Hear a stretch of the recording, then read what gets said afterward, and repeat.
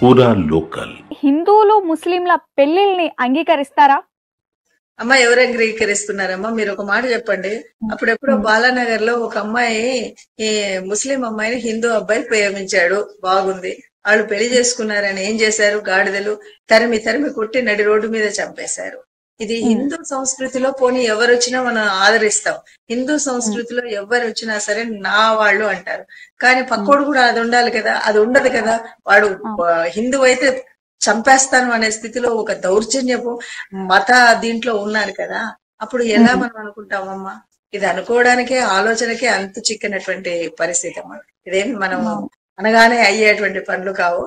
కాకపోతే ఏంటంటే మనం ఒక మనిషిగా పుట్టినటువంటి మనం హిందువులు ముస్లింలు అని మనమేమి ఏర్పాటువాదం చేసినటువంటిది కాదు. కాకపోతే మీరు ఇలాగా ఎట్లా ఉండాలి, హిందువులు ఉండకూడదని ఎప్పటికప్పుడు ఎక్కడికక్కడ అరాచకాలు సృష్టిస్తూ అనవసరమైనటువంటి ఒక అవి చేస్తూ ఈ రోజు కూడా మీకు తెలుసో తెలియదో నేను ఈ మీడియా ముఖంగా చెప్తున్నాను, యూట్యూబ్ ముఖంగా మనకు లవ్ జిహాద్ అనేటువంటి ఒక కార్యక్రమము దాదాపుగా సాగుతుంది. హిందూ పిల్లలందరినీ కూడా బలి చేస్తున్నటువంటి ఒక వ్యవస్థ ఉంది.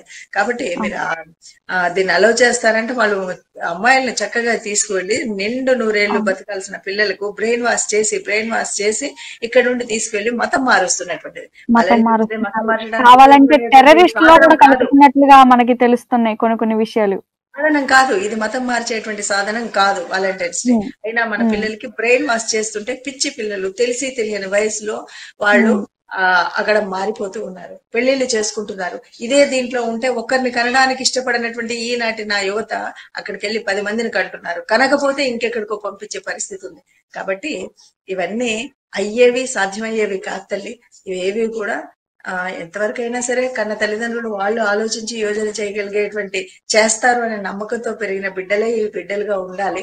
అయినా సరే జరుగుతున్నటువంటి కాలమాన పరిస్థితుల వల్ల గాని, చూస్తున్నటువంటి మీడియాల వల్ల గాని, వీటన్నిటి ప్రభావం వల్ల ఎక్కువగా పాశ్చాత్య వ్యామోహంలో ఉన్నటువంటి తల్లిదండ్రులు వారి పిల్లల వల్ల గాని ఇవి జరుగుతున్నాయి. జరగకూడదనే మనం ఆశపడదాం. జరగకుండా ఉండడానికి మనం చెప్పే ఈ 4 మాటలు పనికి రావాలని ఆలోచిద్దామమ్మా.